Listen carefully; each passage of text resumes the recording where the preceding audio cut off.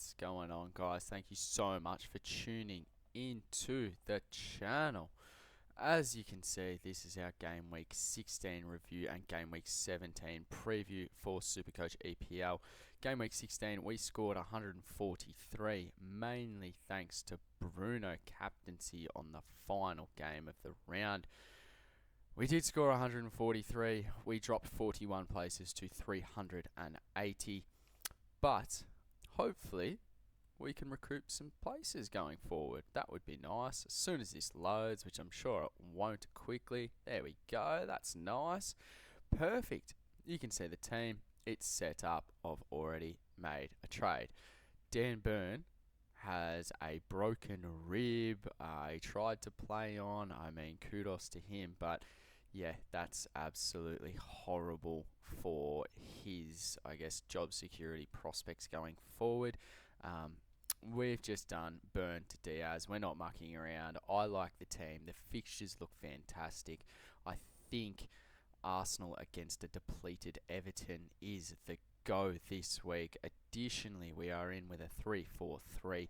All of our fixtures are relatively good. I mean, we've got the City boys at home to West Ham. We've got Arsenal against Everton, and I mean, they've got Dewsbury Hall out. They've also got Grealish out. Adrissa Gueye. I mean, it's... Arsenal are not in a good place. We are benching Virgil, even though he scored 13. Cucurella is benched, and Enzo Fernandez is benched for us. We're down to 19 trades, and that's it. So the trades are going to get a little bit boring going forward, because hopefully we don't have to do much. As I said, I think Diaz is the most nailed City defender so far, and especially in Supercoach, it's basically Diaz or I've had a mental blank. My goodness, Gvardiol. But at this point in time, it's Diaz for me. We also have Calafiore and Timber, and also Raya. So triple Arsenal defense against Everton. That's either going to be fantastic or absolutely terrible. Foden obviously has West Ham at home. Haaland, West Ham at home, who's going to be our captain. And I doubt we're going to... Haaland's going to be our VC. I don't think we're going to need a C option. But, I mean, good shout. Potentially the Arsenal boys, Saka. I mean, that would be probably a fallback option if needed, but I don't think we will need it. Minter has Sunderland, but that's more matchup dependent. Potentially, you could go Minter into Haaland if the loop works out for you, but I don't think I'll be going there. Obviously, Bruno has been in sublime form, but I don't know how much longer he can, I guess, produce. Like, he scored basically a third of our score as captain last game week, so I don't know if that's going to continue, hence why I'm a little bit hesitant to go there. But we'll be in a 3-4-3. Diaz, Calafiore and Timber. Raya, obviously our goalkeeper. Foden, Fernandez, Eze, Minter. If there's any doubt on Eze starting, obviously we get to see the lineup, so potentially, I mean... No, I think I'll play him even. I think he starts. I think he will start. I was having a little bit of a conundrum between Eze and Fernandez, but yeah, I think I'll play Eze purely due to the fixtures, and then obviously Haaland VC, Gyökeres and Saka. I mean, Gyökeres has been one of our worst buys of the entire season. We could have got Saka instead. We went Gyökeres, then he got injured, and now he's like basement price. So absolutely shocking for us. But overall, team's looking good. I expect a decent week this week and obviously this is for everyone, if things fall our way. I think City will absolutely batter West Ham, especially because it's at the Etihad. It's at home. Haaland definitely VC, like not going against that, especially when you can loop in this format. And then I expect Arsenal to do quite well against Everton, even though it's away for the Gunners. But again, I was shocked that they didn't keep a clean sheet against Wolves, and I think they'll want redemption there. And I think surely with that depleted Everton side, there is going to be goals in this game, especially for Arsenal.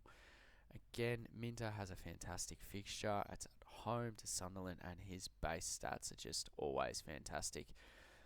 We could have turned Enzo into Palmer. We opted to not do that, and obviously Palmer returned. So, in hindsight, if we had stuck with our original plan, we may have been better off.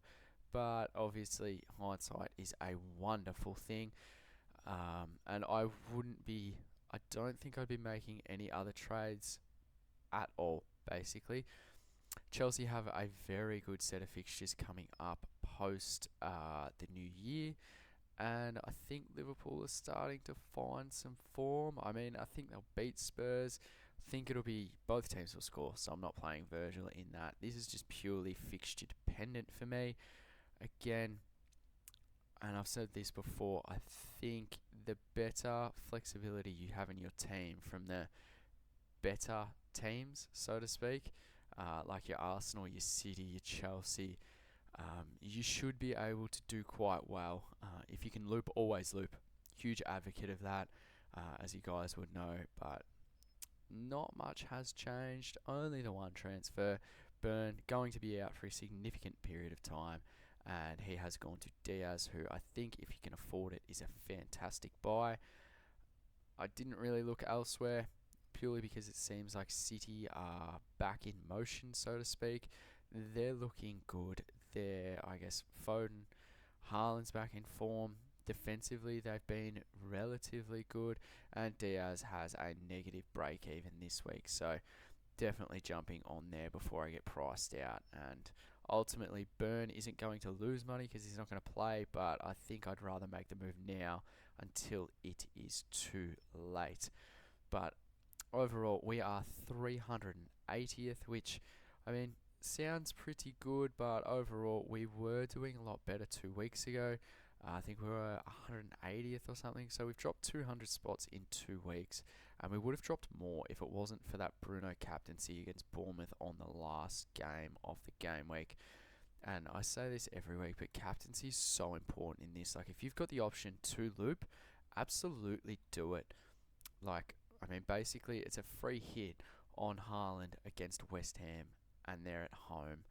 If that doesn't work out, then potentially one of the Arsenal boys, or even Bruno against Villa.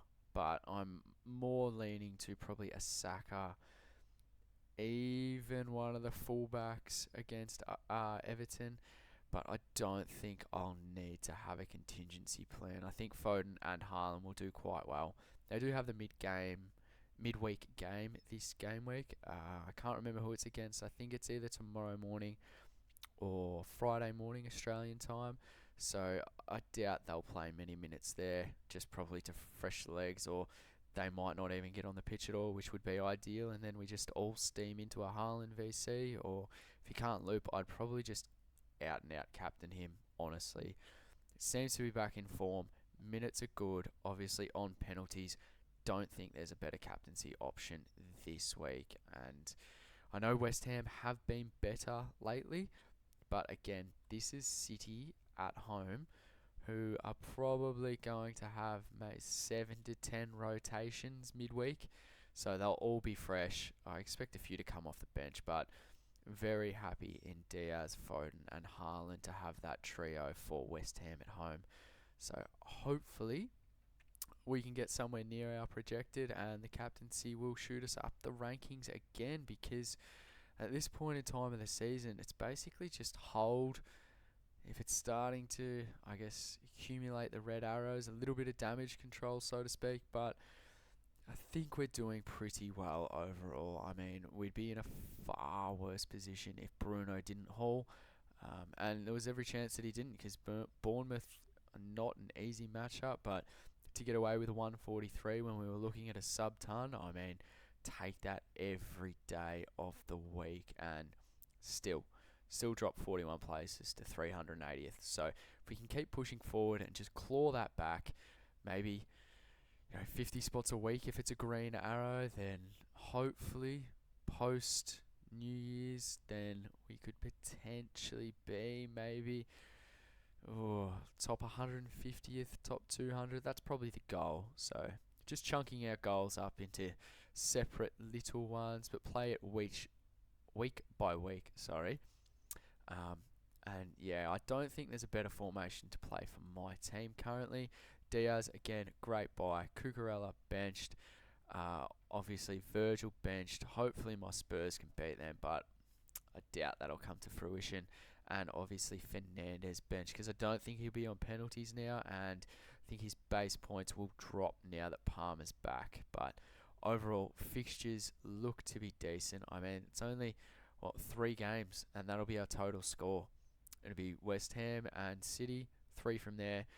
Everton and Arsenal, we've got 6 from there. 4 games. And Brighton against Sunderland and United against Villa, and we'll be all done. So hopefully we can get a decent score. That would be nice, just to, I guess, as I said, slowly start to climb again after I think it's been 2 weeks of consecutive red arrows. But obviously, hindsight is a wonderful thing. If we could have done things differently, I mean, I was very tempted to take the 10 points from Saka instead of going the Bruno captaincy straight out against Bournemouth. So if we don't do that, I mean, 54, that's 34-point loss right then and there, and I think it would have been a bigger red arrow. But as usual, guys, thank you so much for tuning in. If you're enjoying the content, make sure you leave a like, make sure you leave a comment. Let me know what your plans are this game week. Are you trading, holding, what's the plan, VCC? Just let me know. Let me know what you're thinking. As always, if you're enjoying the content, make sure you leave a like, leave a comment, and leave a sub. Obviously got BBL content coming out. That's huge. We've got the game day squad content coming out. There's so much happening on this channel. And thank you so much for tuning in. If you're watching this and you're not subbed, just do it. Simple as that. Just do it. And as always, guys, thank you so much and enjoy. If you've enjoyed this video, then please like and subscribe. And get to check out the website at supercoachswordplay.com.